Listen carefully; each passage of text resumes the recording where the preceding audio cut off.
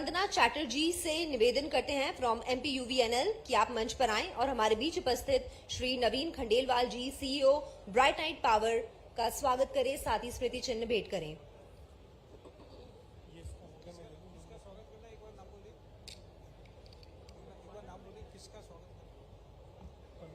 नवीन खंडेलवाल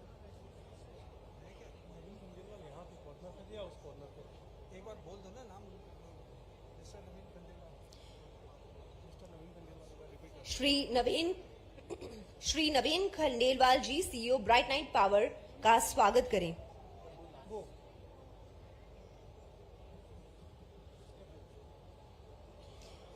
अब हम ऋतु Singh AE MPUVNL से निवेदन करते हैं कि आप मंच पर आएं और हमारे बीच उपस्थित श्री राजीव जैन जी MD NHDC का स्वागत करें, साथ ही स्मृति चिन्ह भेंट करें। और श्री मिस शालू पासी MPUVNL, आप हमें मंच पर ज्वाइन करें और हमारे बीच उपस्थित श्री जिगेश मेहता जी फ्रॉम टॉरेंट पावर आपका स्वागत करें, साथ ही स्मृति चिन्ह प्रस्तुत करें।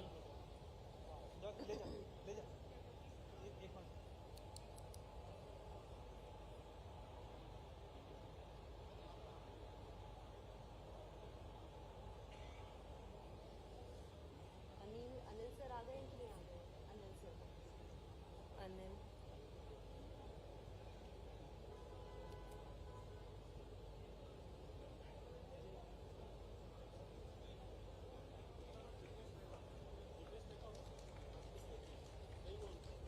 अभी बोला ना, जिग्नेश मेहता। अब हम शालू पासी जी से निवेदन करते हैं कि आप श्री जिग्नेश मेहता जी फ्रॉम टॉरेंट पावर का स्वागत करें, साथ ही स्मृति चिन्ह भेंट करें।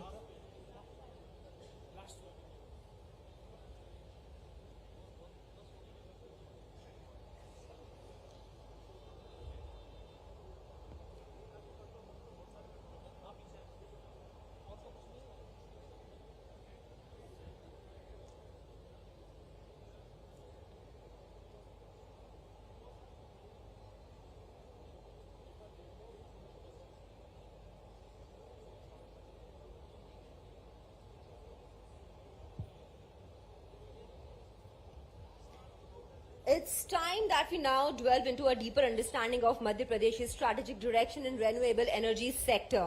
And it is our honor to invite Shri Manu Srivastava ji, Additional Chief Secretary of Madhya Pradesh New and Renewable Energy Department, to take the stage.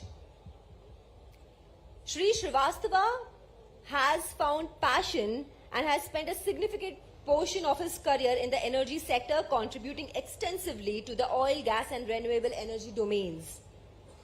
His leadership in the Riva Ultra Mega Solar Park, a landmark 750 megawatt solar project launched in 2017, resulted in achieving one of the lowest tariffs in the country, a feat that garnered international recognition. The innovative solutions introduced in this project not only set a benchmark for the renewable energy in India, but were also adopted by Government of India as a model for other projects. Also, lowest tariff in the rooftop RESCO, Renewable Energy Service Company mode, a groundbreaking model that has since been replicated across various states in India. Ladies and gentlemen, it's time that we hear from Mr. Srivastava. Welcome to all friends. माननीय मंत्री महोदय हमारे बीच में हैं, welcoming the honourable minister, welcoming all the guests on the dais and the guests in front of us. I have always liked it to call the MP Renewable family, which has been working together, and the investors, our developers, are an integral part of that journey. They have made it possible. We also have IFC amidst us and their partners. We have been working together on a number of projects. I'll just trace a few things before we move ahead. MP is a state where power supply has been increasing substantially, and we have been successfully meeting that demand. We have no scheduled power cuts in the state. We used to have these power cuts around 2012 or 13, and then we started something called Atal Vidyut Yojana, and then there have been no scheduled power cuts, and that's what you see. The power supply has been increasing continuously thereafter. To keep pace with that, we have made investments in all ends of the energy spectrum. The transmission capacity of the state has increased substantially. Interestingly, our losses are very low, and actually they are lower than the losses set by the Regulatory Commission. I'm talking of the transmission losses, as also that of PGCIL, which is really amazing. We have made substantial investment in the distribution infrastructure. You see how things have increased. Our actually distribution transformers have increased 6 times in the last around 20 years. Our renewable energy has increased substantially. But what is more important is how we want to go ahead. We don't want to be constrained by RPO. I have been advocating that renewable purchase obligation is something of the past. Obligation always means something that is being done because someone else has asked us to do it. The concept of obligation should not come. I mean, none of us feel obliged to eat a chocolate because we love eating chocolates. I mean, most of us do. So, using renewable energy makes economic sense now. So it should not be done because there is an obligation to do so, but because it makes economic sense to do so. So we have analyzed those power plants, thermal power plants in the state, whose variable cost, not total cost, but variable cost is above 3 rupees. And we have decided that we plan that we should be scheduling them only in the non-sunshine hours, which is not what is happening today. You would see large number of our plants with variable cost of over 3 rupees are being scheduled annually for over 90% of the time. So obviously it means that they are being run during solar hours. So and we have got a very low tariff of 2 rupees 15 paisa lately. So our target is that any projects, thermal projects above 3 rupees, we should be running them only in the during sunshine hours at a technical minimum. That way we also aim to supply power to our farmers, who are almost 41% of our demand during the daytime. So this would enable this sort of supply. So as of now, we are forced to supply to our farmers also in the evening and night hours, and they have to go to their farms in the late night hours. So we would be supplying power, plan to supply power to them during the day hours, which would also be politically a very powerful and a very positive signal from the government to the farmers. For that, we have already provided a discount of 20% to all HT customers from 1st April of last year, from 9 a.m. to 5 p.m. So this is to encourage the consumption of energy during solar hours. So we've already provided 20% discount in this period, and we intend to provide this discount to retail customers, LT customers also, in the coming year. So that is our goal. We have been having a lot of innovations in the solar field. It started with RUMS. RUMS started as a joint venture in most other states in the country, where the job of the joint venture was limited to arranging land and developing infrastructure. But slowly we have, from the beginning rather, we have fulfilling the entire gamut of the responsibility, which is fulfilled by the joint venture in most other states, as also what is done by SECI and NTPC in most states. And we have got very good results. When REVA project was bid out, at that time the prevailing rate of solar power in India was 4.5 rupees. SECI used to have some sort of a viability gap funding. 443 was the target tariff, and the bidding was on the VGF, and the project supplying the least VGF was awarded the project. In that scenario, we did a bidding and we got a first year tariff of below 3 rupees. And all major companies participated, even though it was a state-run project.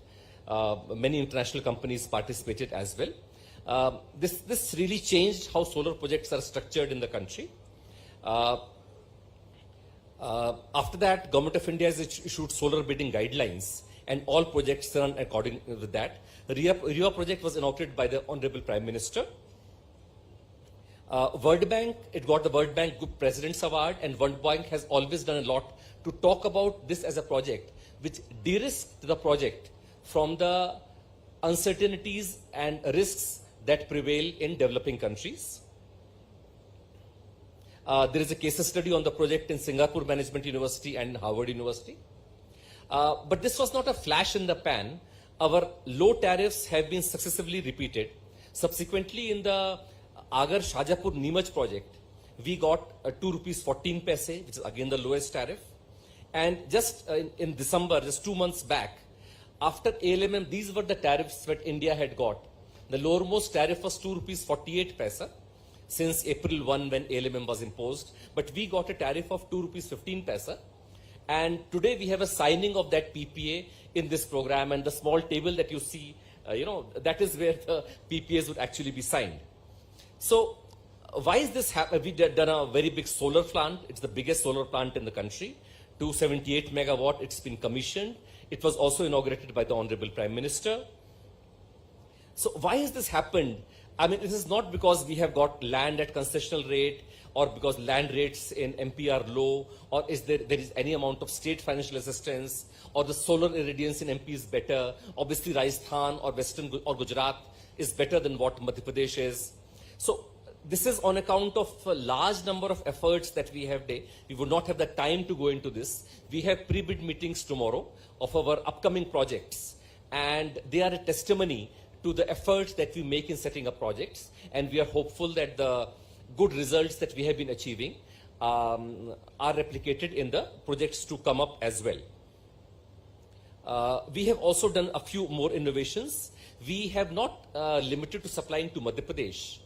We have also not limited ourselves to supplying to DISCOMs. Our first project supplies to Delhi Metro. It is the first project in the country supplying to an institutional customer through ISTS, and the next project supplies to Indian Railways. And the PPA signing that we have today, again, it also supplies to Indian Railways, and that is why Mr. Ashwini Vaishnav, Honorable Railway Minister, would be joining us through the web link when the signing of the PPA happens.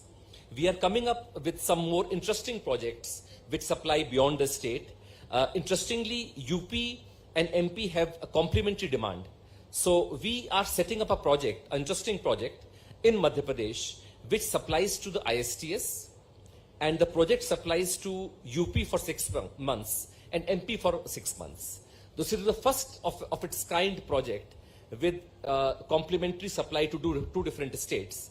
And we have a more interesting and a complicated version of the same project, wherein we set up a solar project in Madhya Pradesh, supplying to a pumped storage project anywhere in the country. The solar project feeds the pumped storage, and from the pumped storage, we supply to UP for 6 months and MP for 6 months. So it's again a very interesting project. We are coming up with some initiatives in storage. This is an interesting mix of a solar plus a storage project and a storage as a service project. So in the storage plus a storage project, we give you a land for setting up a 300 megawatt solar. We expect you to supply some power real time and remaining to charge a battery.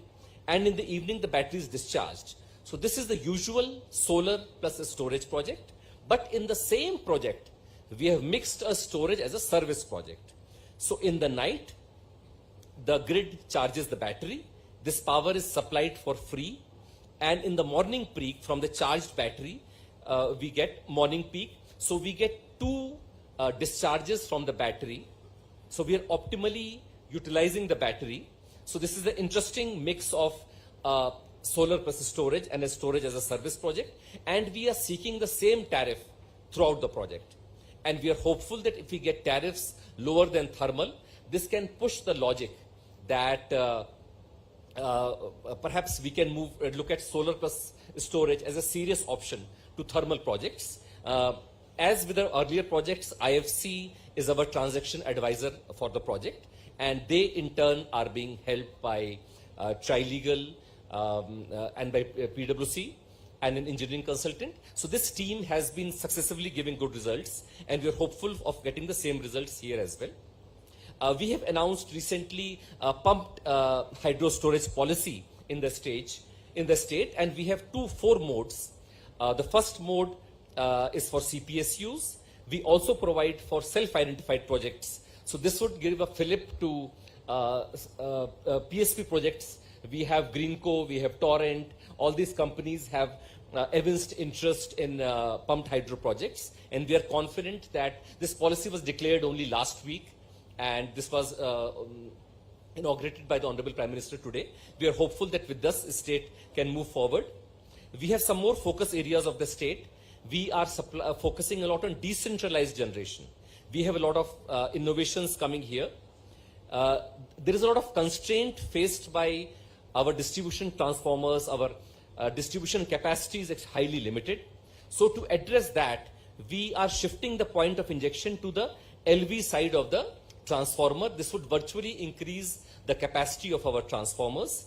This would also enable supply of power to our farmers during the daytime, which I have talked about earlier. We are also having project capacity equal to the capacity of the transformer. This is a new innovation that we are making, and this has a lot of learnings for rooftop projects, because all over the country, the regulators have been very conservative when allowing rooftop capacity downstream of the substations. We are making another very interesting innovation of use of reactive power at the distribution level. As of now, what is happening is that reactive power flows from large generators. Over time, we have started decentralized projects, solar projects, but they are supplying only active power. The innovation that we are making is that we are encouraging our decentralized solar projects to supply, apart from active power, reactive power as well, which would reduce the losses. So this would be useful in maintaining the low, in helping us in the low voltage situations. When the voltage level is low, then we expect our developers to inject reactive power and maintain the voltage. And when the voltage is high, we expect them to absorb reactive power and bring down the voltage. And we would be compensating our decentralized solar generators for reactive power management. And so we are trying to have a decentralized solution to a decentralized problem. And this is much more effective than having capacitors. We would be supplying around 10 to 15 paisa per kVARH to our developers for the same. This is very useful because we can achieve reactive power compensation without investing in capacitors, and we would be also doing this at night. So this is another interesting innovation that we are making. The state has also decided to go in for solar pumps in a big manner, and we are expecting a farmer share of only 10%, and the remaining would be, so the farmer has to pay only 10%, and the government would be recovering, would be paying less for the repayment of the loan than they presently do for the payment of the subsidy. So it is a win-win for both the farmer and for the government. We are also coming up with a big solar rooftop project. Earlier, the solar rooftop project that we did got the lowermost rates in the country. For example, IIM Indore has a project with zero investment by IIM Indore, and they are saving 4 lakh rupees per month. We plan to do it, ADB has done a case study on that. We plan to replicate this all over the state. So to aggregate buildings, we are aggregating at the district level all buildings or government buildings in the state. At the district level, we are doing it in HIG colonies. The formula that we have is zero investment, savings from day one, and moving towards net zero. So these are the various initiatives that we are trying to implement in Madhya Pradesh. But I would like to reiterate that all these initiatives can be implemented only with the support of all of you. Our earlier projects have been implemented with the support of the developers, with a huge participation by bidders, by the support we have got from IFC, and we intend to follow the same path, and we want to welcome you to Madhya Pradesh to be a part of the renewable Madhya Pradesh family. Thank you so much.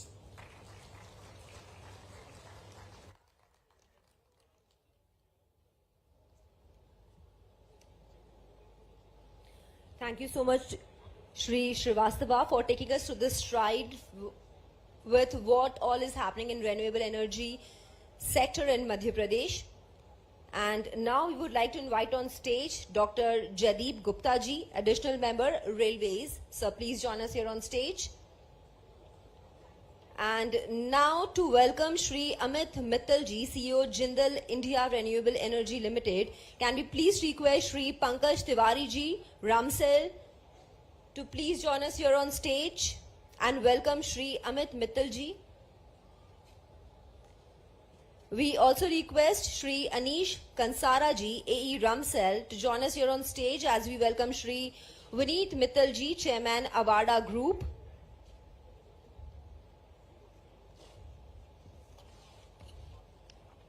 We also request Shri Avnish Shukla ji, EE MP NRED, to please come on stage and welcome Dr. Jaideep Gupta ji, Additional Member, Railway.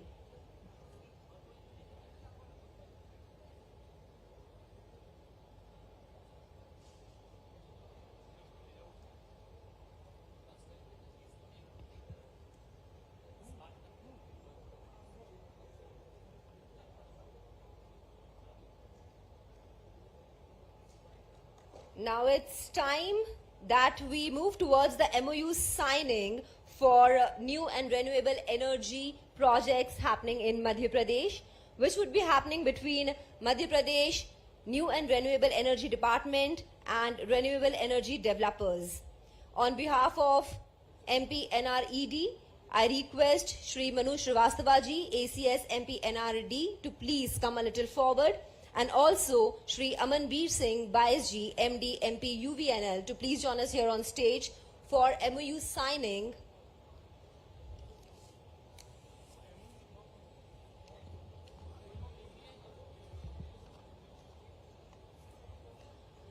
Now inviting on stage renewable energy developers. We have Shri Vijayanand Chaudhary ji from Shritech Data Limited,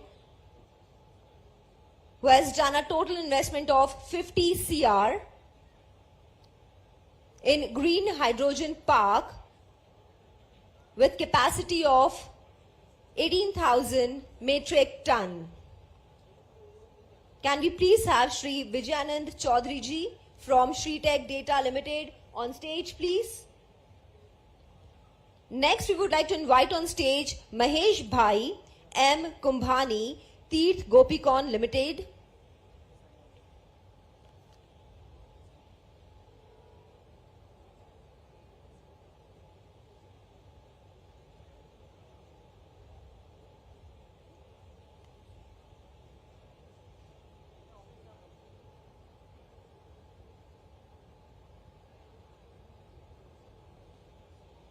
Shri Vijayanand Chaudhary ji from Shritech Data Limited, with an investment of 50 crore in a green hydrogen park with a promise of 18,000 metric ton.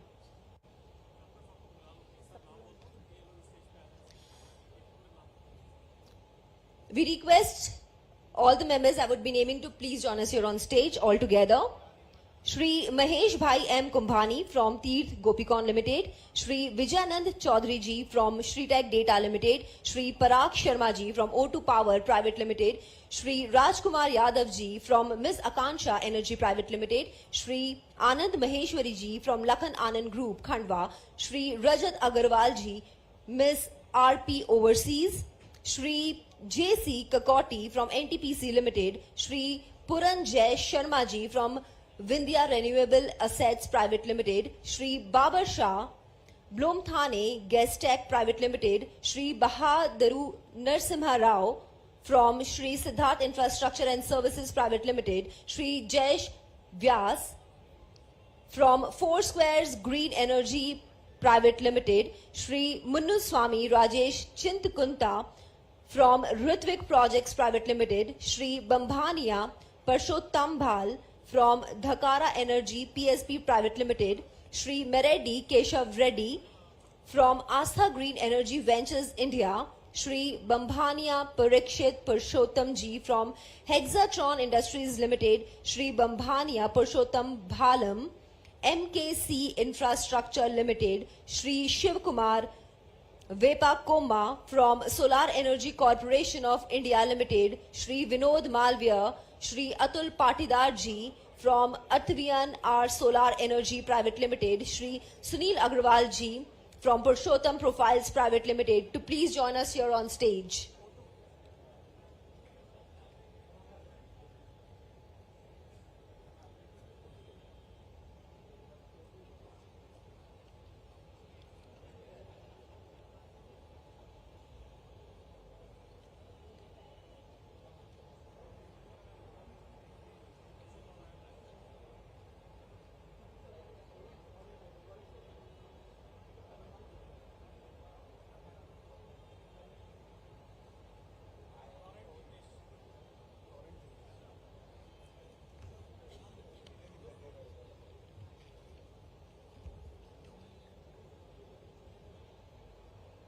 Jigesh Mehtaji from Torrent Power.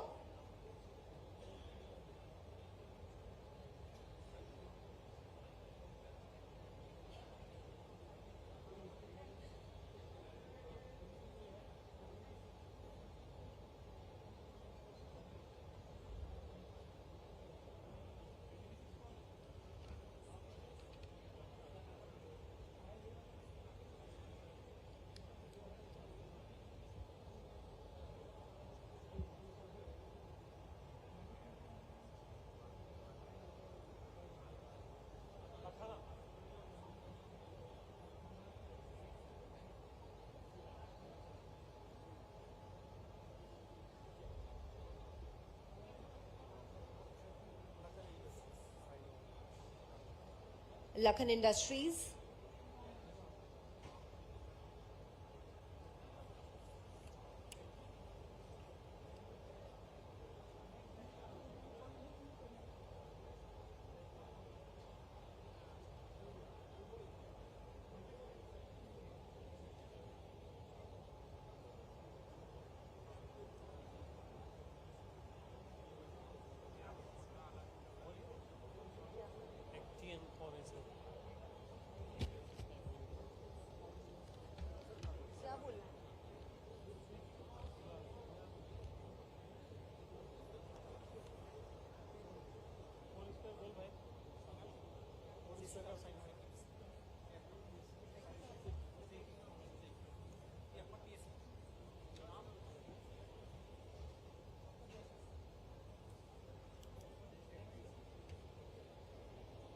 Shri J.S. Kakoti from NTPC Limited, please join us here on stage.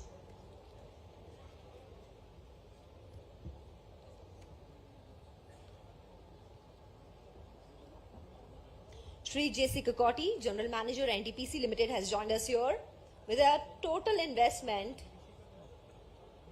of 1500 CR in energy storage, committing to a capacity of 500 megawatt.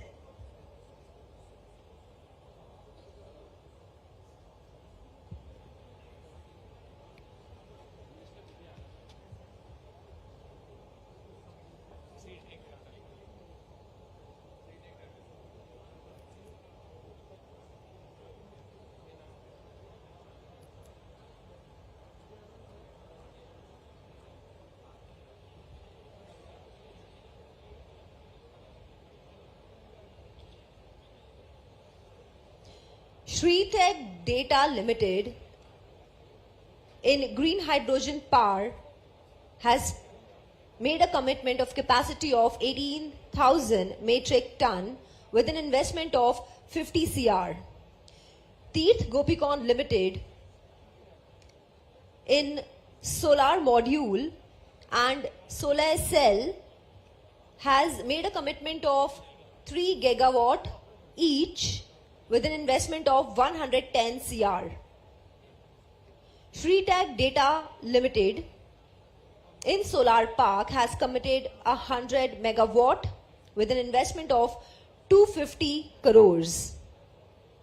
O2 Power Private Limited in hybrid has committed to a capacity of 1000 megawatt with 500 crores of investment.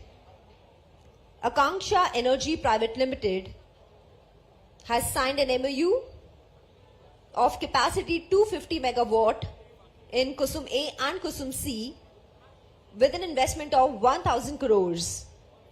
Lakhan Anand Group, Khandwa, again in Kusum A and Kusum C, is signing an MOU of 100 megawatt with 600 crores of investment. RP Overseas, in biogas plant with 6 TPD, an investment of 1000 crores. NTPC Limited, in biogas,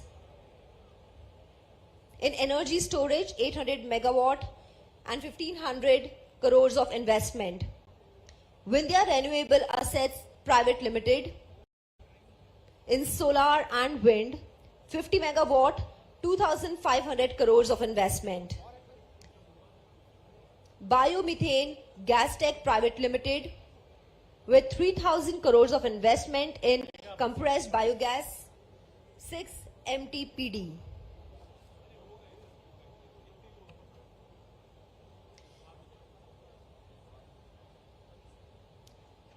Now moving forward, now it's time to have a deeper understanding on renewable energy from the experts, and joining us first on stage is Shri R.P. Gupta ji, Chairman and Managing Director, Solar Energy Corporation of India. Can we please give a huge round of applause to Shri Gupta ji?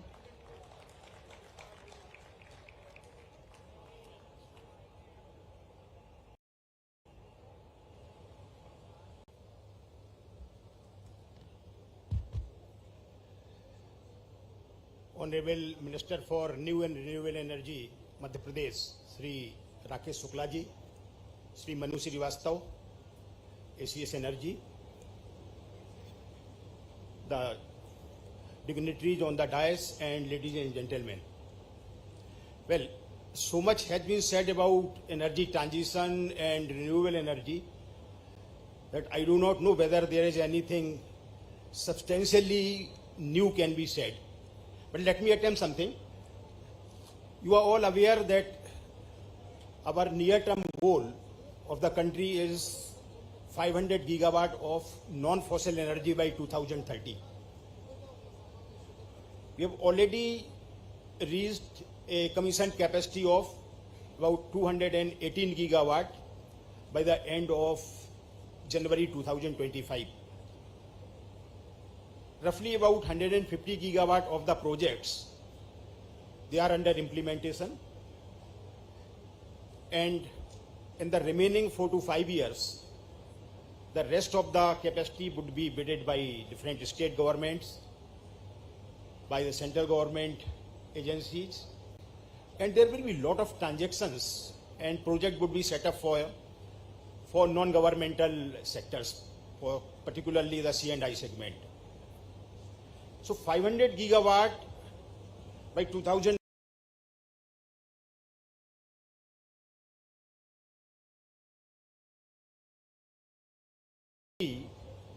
with the kind of regulatory and the ecosystem which has been created in the country, I do not see any of the problem for that. The intermediate goal which we have set up and which has been assessed is about 2000 gigawatt by 2047. Now that is something which will be would pose the challenge. And the challenge in renewable sector, which so far we have not faced, but which we are going to face now, are going to be mainly three. First challenge is going to be land. We have used the land which were readily available. And these are the projects which are extremely land intensive projects. So land is going to be one of the challenge, and that is where I think the role of the state governments and the business friendliness of the state government, that will play a major role in facilitating the projects. most of the project in renewable energy would be attracted to those states where land is either readily available, that is identified, earmarked and made available, or the legal and regulatory process for getting the land, either from the government or from the private sector, that is simplified. So land is going to be one of the major constraints as well as challenge for it. And I request the state, particularly MP, I have seen, it has been a very proactive state in making the land available. So good luck to MP, and I think on this count, lot of investment in renewable energy sector would be attracted here. The second challenge countrywide is going to be the transmission of energy. The potential areas, particularly Gujarat and Rajasthan, where solar potential is maximum, they also are the areas where the land is probably more readily available, in the sense that there is not much habitation over there. But taking this energy which is generated there to the load centers, and particularly synchronizing the time of commissioning of these projects, renewable energy projects, and also the transmission system. Currently there is a lot of mismatch, and this mismatch creates a lot of commercial issues, a lot of legal issues, and results in higher tariff, and also abandoning the project. So the transmission system and the transmission regulatory framework would need a major overhaul to synchronize the two.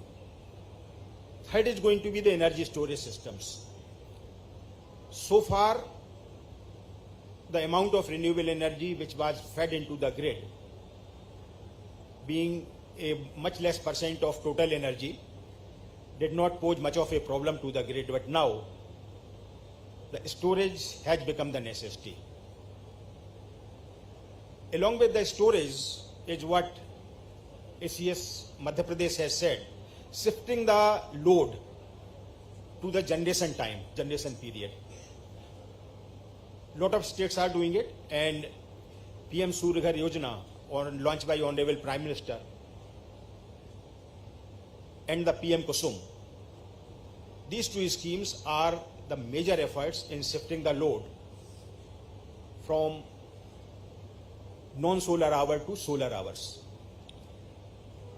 But energy storage system, that is a must, and fortunately the prices of energy storage system, particularly the batteries, they have been coming down rapidly. It is estimated that we will be requiring some 400 gigawatt hour of battery energy storage. Now that is also an excellent opportunity for investment, apart from the renewable energy projects, the storage projects, and the transmission project.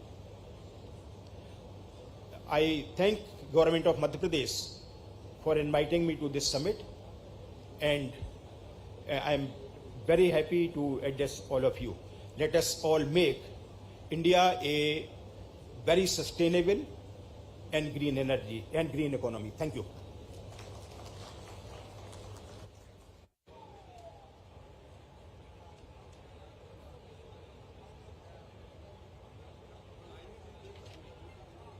Thank you so much, Shri Gupta ji, for sharing your views. Now can we please invite on stage Shri Imad Fakori ji, Regional Director, IFC South Asia, to please speak a few words.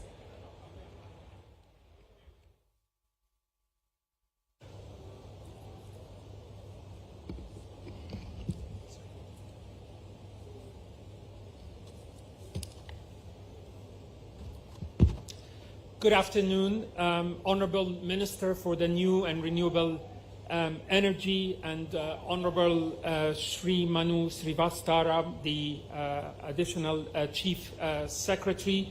It is indeed an honor and a pleasure to be with all of you today. I want to extend a very warm welcome to all the distinguished guests, investors, partners, and a big honor to be in Madhya Pradesh, a state that is not only a spiritual heritage location, but also holds tremendous, immense potential and plays a very key role in India's clean energy transition. And on behalf of the International Finance Corporation, IFC, which is the private sector arm of the World Bank Group, I very much want to reaffirm our unwavering commitment to support Madhya Pradesh in its incredible journey towards a sustainable and green future. Over the past decade, India has made significant progress in diversifying its energy mix and reducing dependence on fossil fuels. And to meet its sustainable development goals, India will require substantial clean energy investments. And between 2026 to 2030, India would be needing about $263 billion of annual investments, and this will increase to around $355 billion annually between 2031 to 2035 to meet the nationally determined plans of India on renewable energy. And the key is that about 60% of that investment must come from the private sector, highlighting the need for the strong partnerships that you've seen several of them exhibited earlier on the stage. Madhya Pradesh is a state of significant importance. It is India's second largest state by area and has a very rapidly and transforming economy. And while the state has achieved tremendous economic growth, there remains a great opportunity to drive further inclusion and sustainable development by leveraging the abundant renewable energy resources of Madhya Pradesh. For us at IFC, India remains to be the largest focus area globally, with commitments on an annual basis having tripled from 1.3 billion in fiscal year 22 to 4.2 billion in fiscal year 24. Over the past 7.5 years, up till the end of December, we have committed in long-term financing and mobilized over $20 billion, and we look very much in the upcoming period to actually exceed and increase that. And we are advancing critical priorities in our partnership with India. In last fiscal year, we have invested close to about 750 million in just climate finance in India alone. And we have been very focused on gender inclusion, where 63% of our commitments in South Asia in terms of investments have had a gender focus, making actually South Asia and India specifically the highest performing region globally within the International Finance Corporation, and really reflecting our continued commitment on inclusive development. Our current portfolio in South Asia is about $12 billion, and India makes up about 83% of that, so we're at around $10 billion, with about 1/3 of that in equity, actually, investing in the strength of the India economy. And the power sector in Madhya Pradesh has seen remarkable progress over the past decade. As of January 2025, the state has contracted power generation capacity of about 28 gigawatts, with 40% of that coming from renewable sources. And Madhya Pradesh actually ranks the 4th in the country for solar power production, a testament to its investment and investor-friendly policies and strong leadership of the government of Madhya Pradesh, and particularly of the new and renewable energy department. However, with electricity demand projected to grow at more than 5% annually, the state must continue expanding its renewable energy capacity to meet its future requirements. And Madhya Pradesh has emerged truly as a leader in renewable energy, driven by the innovative large-scale projects. And the state's government goal of achieving 50% renewable energy by 2030, along with the policies to promote the model renewable energy cities and green zones, provides a clear roadmap for a sustainable future for Madhya Pradesh. Even the recent union budget has emphasized the need to exploring public-private partnership models, or PPPs, in key sectors such as power and municipal infrastructure, which creates tremendous new opportunities for private sector engagement. IFC has been a very steadfast partner in Madhya Pradesh's renewable energy journey, actively supporting the large-scale solar PPP project since 2016. Over the few years, IFC has helped mobilize $1.4 billion across 4 solar projects in the state. And one of the most landmark projects is obviously the Rewa Solar Project, a project of about $575 million for 750 megawatts. It set a benchmark for solar tariffs in India. It demonstrated the viability of a state-led solar initiatives. It attracted actually open access consumers, creating new market opportunities. And for us as a World Bank group, we were able to come in on the World Bank on the transmission financing side, and IFC on the investment side, helping actually the project developers mobilize the entire debt packages for their project. And IFC's approach to preparing projects thoroughly well in accordance with international best practice and de-risking these projects before tendering them has led, in partnership with the government of Madhya Pradesh, to having very strong bid participation from investors, increased international investments, and record low tariffs, benefiting both consumers, businesses, and the wider economy. A prime example of the continued progress is the Neemuch Solar Park, whereas the recent bid has resulted in the lowest tariff in 4 years, reflecting the commitment of the Rewa Ultra Mega Solar Limited to risk mitigation and efficient execution. And IFC advised projects continue to set industry benchmark in terms of the contract bankability, the environmental safeguards, and the investor confidence, making Madhya Pradesh a preferred destination for renewable energy investments. In October 2023, IFC signed a programmatic engagement with the New and Renewable Energy Department and RUMCL to further drive innovation in renewable energy and expand our partnership. As part of this framework, IFC is currently advising on a 600 megawatt solar project integrated with battery storage, which will serve both Madhya Pradesh and Uttar Pradesh. This initiative marks a significant step towards integrating advanced energy storage solution into India's power infrastructure. Madhya Pradesh has the potential to become a global hub for green investment, and the state is well positioned to attract large-scale investments with a solar potential of about 62 gigawatts and a wind potential of about 11 gigawatts. And the transition to renewable energy is not just an environmental imperative, it is an economic opportunity that will very much unleash the state and India's economic potential, empower Madhya Pradesh's Udyog Evam Rozgar Varsh and its path towards self-sufficiency and progress.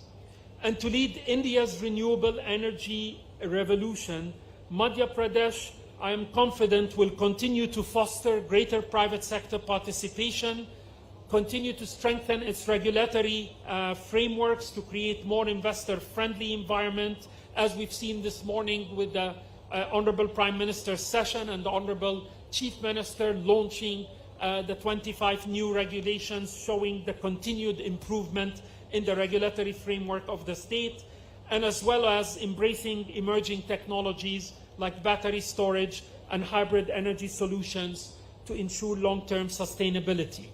And IFC, as part of the World Bank Group, remains fully committed to working hand in hand with the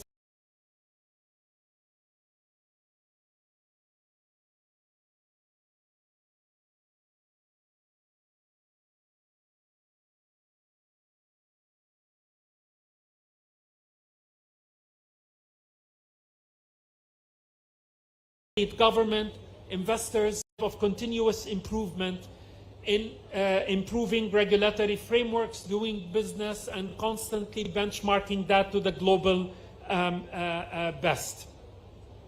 As we look ahead, it is essential that we reaffirm our collective commitment to building a greener, more resilient, and energy-secure future for Madhya Pradesh and India.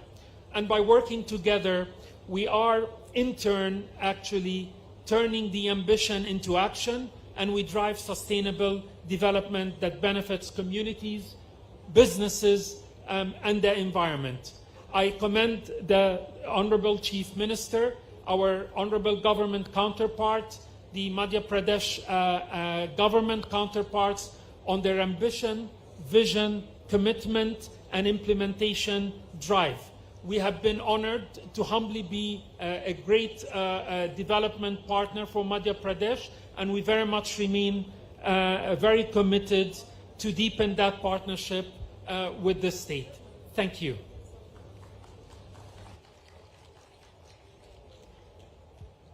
Thank you so much, Shri Fakori. Now, can we please invite on stage Ms. Gunjan Jindal ji from Jindal Group? And now we request Shri Vineet Mittal ji, Chairman, Avada Group, to please speak a few words.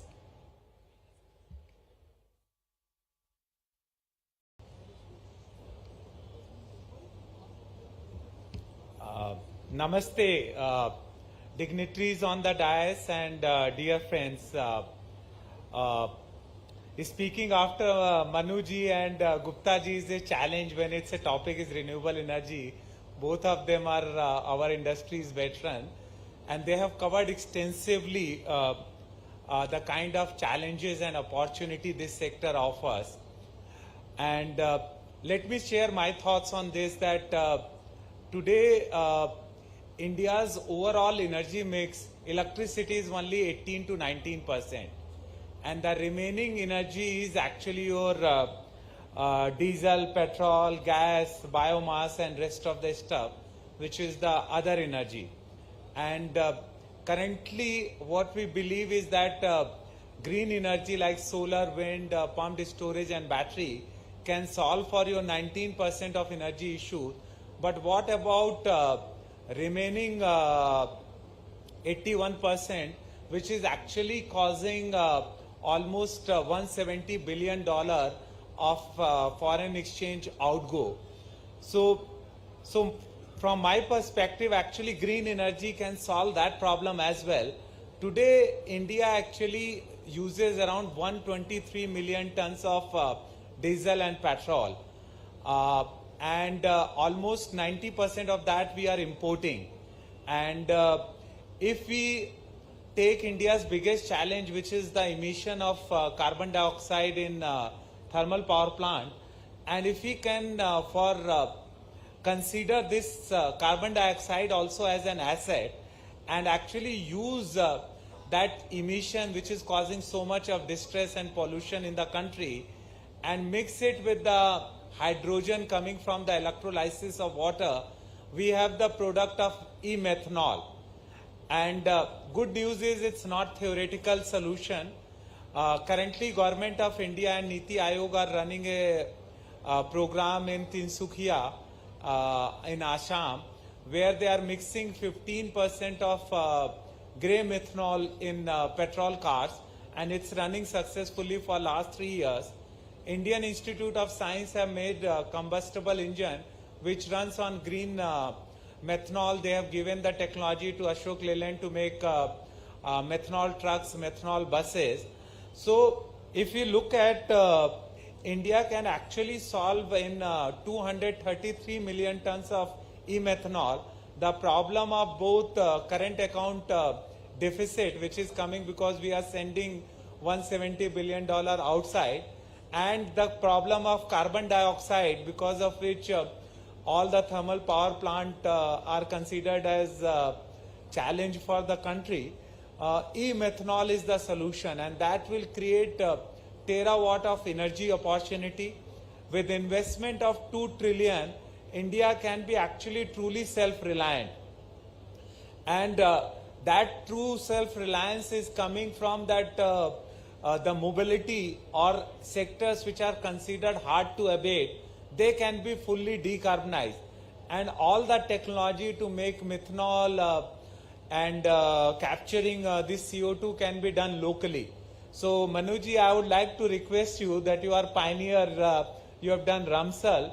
Maybe MP should take a shot that how do your roadways department, which is consuming equivalent of 1 million ton methanol, can be moved completely on methanol trucks and methanol buses, because battery is not something we produce locally. We will be dependent for lithium on other countries. We have very limited resource. Whereas MP, as we say, ki Mahakal and Omkareshwar ki nagri hai, and we are blessed with Narmada's water, and we have abundance of sun and wind. So actually MP is an ideal location जहाँ पे जल देवी, वायु देवी और सूर्य देव सबकी कृपा है, और उनको धारण करने वाले भगवान शिव की ओमकारेश्वर और महाकाल में पूजा होती है. तो this would be the most appropriate location to start the e-methanol policy, which can solve for the CO2 emission problem as well as mobility problem, and can bring millions and millions of the job, and it can create an ecosystem where other countries are lacking. And if you look at global statistics, India is mixing 15%. China is already doing M85, which is 85% methanol mix, M100. US is doing M50. Even my shareholder PTT of Thailand, they mix at all their petrol pump in Thailand. You can get M15 and M50 methanol, diesel and petrol both. So that could be a game changer policy for India. And coming to the power sector, actually every time we compare solar, thermal, wind, which is an intermittent in nature, with coal-based power, the new bits of thermal powers are coming at 7 rupees plus. And Manuji showed his tariff trend, which is very, very promising. So if we can combine solar, wind, pumped storage with battery, then we can provide round-the-clock green power at less than 5 rupees tariff. And at that tariff, the price is fixed. Whereas if you look at thermal power, it is levelized cost of electricity. So every year, your inflation is 4 to 5%. On top of that, all the adjustment which government has to provide, then you are looking at actually round-the-clock green power at almost 50% cost of your grey power. And finally, when you are evaluating, also evaluate, you Google it up. It's a in the Google also that currently Government of India is giving all the coal to thermal power plant through coal linkage at around 1200 rupees to 1600 rupees. Whereas the same coal, when it goes on the coal e-auction, it is sold for 2500 to 4000 rupees. So if you look at, indirectly government is providing closer to 15 lakh crore rupees subsidy every year, because we are producing a billion ton of coal. So if billion ton of coal, almost 800 million is going to thermal power sector. So that is a huge subsidy. If that subsidy goes to farmer or to industry, India would become Viksit Bharat in next 10 years only, because that's a huge amount. So I would request MP government to consider both these, and because we have a dedicated renewable energy department with such a senior officer, it's possible for MP to take leapfrog and become the role model not just for India but for rest of the world. And MP has a track record of doing it. When we did 151 megawatt in Nimach, actually it was the largest in Asia. And after that, when we did Ramsal, also it was the largest in Asia. So history creation is in MP's DNA, and let's create history for solving for the carbon dioxide problem and mobility problem, so that MP becomes the benchmark. And I would also like to take this opportunity to share with you all that Avada Group has decided to invest 50,000 crore investment into Madhya Pradesh in Malwa, Bundelkhand and Bhind region. We have won the project from SECI, NTPC, NHPC and SJVN, which we are going to do in these three regions, and we will invest 50,000 crore over a period of next 3 to 5 years in solar, wind, pumped storage as well as battery. So thank you state for giving us the opportunity. We had amazing experience in MP. I would encourage all of you to consider investing in MP, and more than any other sector, invest into the future of energy and future of mobility. Thank you everyone. Thank you so much, Sri Mittal, for bringing us such wealth of perspective on the forum. Now, can we please request Sri Sunil Jainji, founder partner, Sandev Renewables LLP, to please join us here for a speech.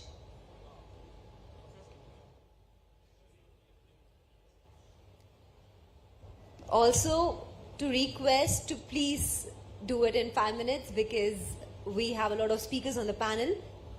Well, when you come late after many illustrious speakers, you don't even need 5 minutes. So, good afternoon, everyone. A house full is a great thing to see, and this shows the interest in renewable energy, and that too in Madhya Pradesh. I don't know how many of us know that Karondi is a village in Jabalpur, which is the heart, the center point of India, and that's how we call it Madhya Pradesh. So Madhya Pradesh has got its own history and significance in the country. People have spoken about renewable energy and what all has been done. I won't like to repeat it, but what Mr. Manu Srivastava's department has done over the last 8 years is commendable, because they have created innovation in bidding and innovation in how projects can be done. So innovation is not all about technology, but it is also about how you can bring different perspective to a project.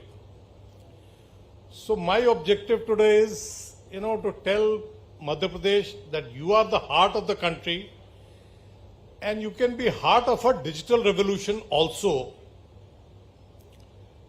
All of you sitting here are using mobiles, and there is a huge amount of data being collected.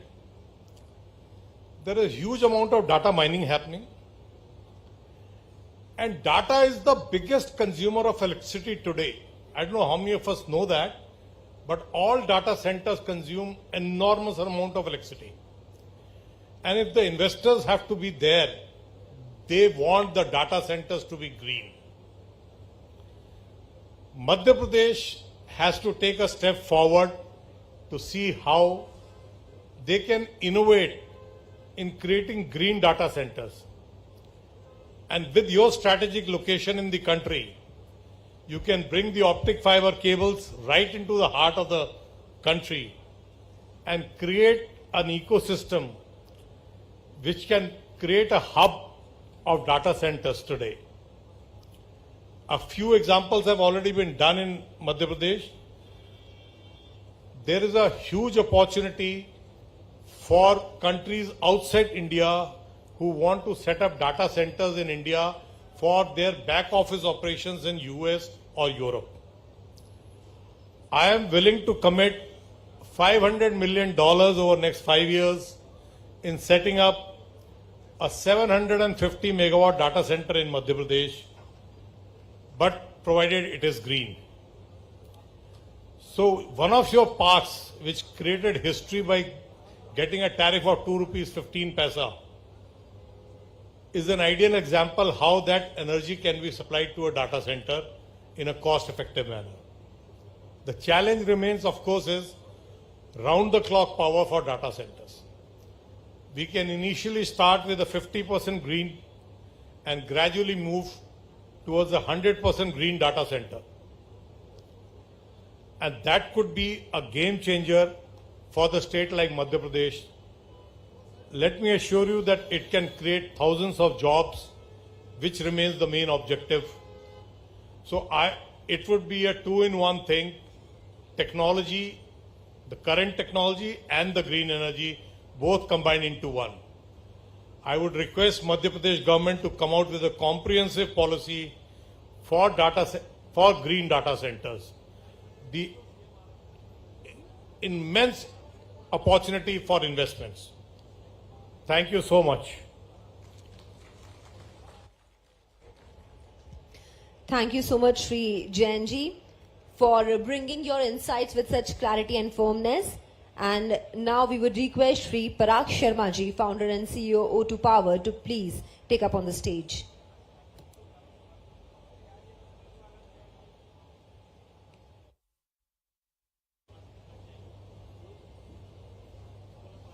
Good afternoon, everyone. It has been always a pleasure to be here and to look at the intent that government officials shows in MP in terms of removing the impediments that we all are facing in the renewable sector. I recall in the RE Invest in Gujarat, we met Honorable CM along with Mr. Manu Srivastava ji, and we requested for three things.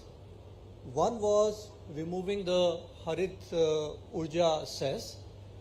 The second was that can the revenue land also be given to the projects awarded in the schemes which are not related to the state. And the third was that can we do something on the state level bidding in the wind sector specifically. And you will be amazed to see that there is already an action being taken in all the three of them. Harit Urja cess has been removed. Our request for allowing the SECI projects or the REIA projects to also get revenue land, to a certain extent, if you read the policy, it has been allowed, though it has some different criteria for that, but still an initiative has been taken. And similarly, our request for having more tenders, particularly for the wind, is also being catered to, and I understand that soon those bids will happen. So that is what which really impresses us, that whenever you really raise an issue, we really get a response from MP. Coming to the broader points, as SECI MD also mentioned, the land is the biggest issue. We understand that there is a limited revenue land, but if we broadly see, if we look at the McKinsey report, it says that there is around 16.5 million hectares of wasteland in India. And what we need to cater to the entire requirement of 2030 goals of 500 gigawatt, we only need 0.5 million hectares of land. MP may have some constraints on the revenue land, but there will be a lot of wasteland which can be collated by MP Urja, and this will really help solving our problem.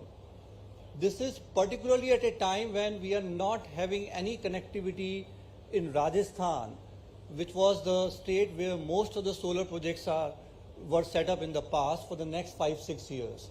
So this is the right opportunity for MP to collate as much land as possible and conduct bid. Evacuation is not as big an issue in MP as compared to other states like Rajasthan. The second is the more and more bids if we can have. If we look at the installed capacity of solar in MP, it has even crossed 4.5 gigawatt. So in the overall scenario, we hardly have, this is a state which has second largest land in the country, and the share in solar sector is not even 5%. Same is the situation in wind. So lot can be done in terms of procuring more renewable power. RPOs is hardly in the range of 20 to 23%, at least 1 or 2 years back data. So we urge MP to procure more and more solar and wind power. The last but not the least, we see that whatever is happening in the power generation sector in renewable industry, far more is happening on the manufacturing sector. We all know that we can't procure modules without ALMM, which is a non-tariff barrier. And on the back of that, already 80 gigawatt of module lines have been set in India. Something similar is going to happen with cell. The policy has already been announced. And we have to really have manufacturing of cells, solar cells in India. And this series goes on and on. If you look at batteries, it's a matter of time. We will not be able to import first the batteries and maybe even the cell. So what all is it is leading to, all the IPPs like ours are looking at manufacturing. Manufacturing is becoming a very big business in the renewable sector, and along with it, the adjacent industries like data center, as Mr. Sunil Jain was mentioning. So there's so much of scope to attract investment in manufacturing and data center, and if that can be really catered to, it will be an icing on the cake. Thanks a lot for always giving us opportunity to invest here. Thank you very much. Thank you so much, Sri Sharma, for sharing a personal example and establishing that how Madhya Pradesh government is making the environment so conducive for entrepreneurs and for everybody else with respect to renewable energy. And now can we please request Sri Pinaki Bhattacharya ji, founder MD and CEO AMP Energy. हमारे बीच मध्य प्रदेश राज्य के माननीय मुख्यमंत्री श्री मोहन यादव जी जुड़ चुके हैं। एक बार जोरदार तालियों के बीच हम माननीय का स्वागत करते हैं। और साथ ही श्री मनु श्रीवास्तव जी से निवेदन करते हैं कि आप माननीय मुख्यमंत्री जी श्री मोहन यादव जी का स्वागत करें to this global investment summit 2025 new and renewable energy summit.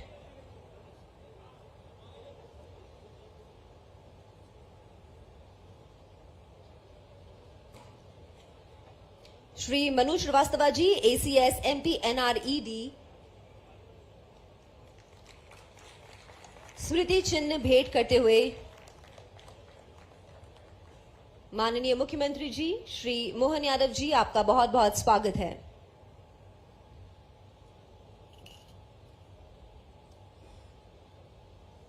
Madhya Pradesh सरकार के नवीन एवं नवकरणीय ऊर्जा मंत्री श्री राकेश शुक्ला जी से अब निवेदन है कि आप हमें मंच पर ज्वाइन करें। आपका हमारे बीच होना नवकरणीय ऊर्जा क्षेत्र में राज्य की प्रतिबद्धता को दर्शाता है। आपके नेतृत्व में राज्य ने कई अभिनव नीतियों को लागू किया है जो निवेशकों और उद्योग जगत को आकर्षित कर रही है। माननीय साथ ही हमारे साथ वर्चुअली जुड़ रहे हैं माननीय रेल मंत्री भारत सरकार, सूचना एवं प्रसारण मंत्री, इलेक्ट्रॉनिकी एवं सूचना प्रौद्योगिकी मंत्री श्री अश्विनी वैष्णव जी। जोरदार तालियों के बीच हम माननीय का आज की सभा में स्वागत करते हैं। और साथ ही अब माननीय नवीन एवं नवकरणीय ऊर्जा मंत्री श्री राकेश शुक्ला जी से निवेदन करते हैं कि आप अपना उद्घोषण दें।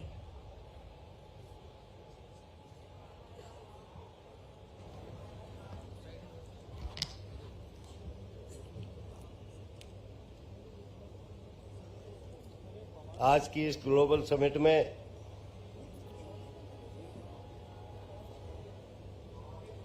हमारे मध्य उपस्थित मध्य प्रदेश के यशस्वी मुख्यमंत्री, जिनके अथक प्रयास के कारण आज हम यहां सब बैठे हैं, मैं आप लोगों से निवेदन करता हूं कि जोरदार करतब ध्वनि से उनका माननीय मुख्यमंत्री जी का स्वागत वंदन अभिनंदन करें। वर्चुअल रूप से जुड़े केंद्र सरकार में मंत्री आदरणीय अश्विनी वैष्णव जी का भी हम इस मंच से हार्दिक वंदन अभिनंदन और स्वागत करते हैं।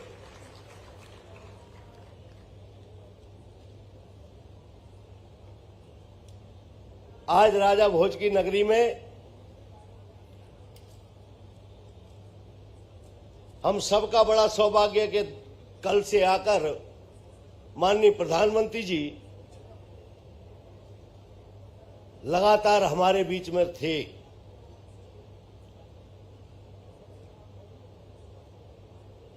आज रिन्यूएबल एनर्जी के क्षेत्र में माननीय प्रधानमंत्री जी का सपना और माननीय मुख्यमंत्री जी का मार्गदर्शन इस मध्य प्रदेश के लिए एक वरदान साबित होगा। ये मैं आप लोगों से निवेदन करने आया हूं। ये जो आप जो इतनी संख्या में यहां बैठे, मैंने देखा है कि जिस दिन से माननीय मुख्यमंत्री जी ने शपथ ली, उन्होंने चरे बेती लगातार संभाग में जाकर रीजनल कॉन्क्लेव से जाकर तहसील और ब्लॉक स्तर पर निवेशकों से जुड़ने का काम किया। देश के कोने कोने में जाकर निवेशक कैसे मध्य प्रदेश में आए, लगातार इसके प्रयास किए। और यही नहीं, विदेशों से भी कैसे आज इन्वेस्टर हमारे बीच में है, जो मैं मुख्यमंत्री जी को एक बार पुनः बहुत बहुत धन्यवाद और साधुवाद देता हूं।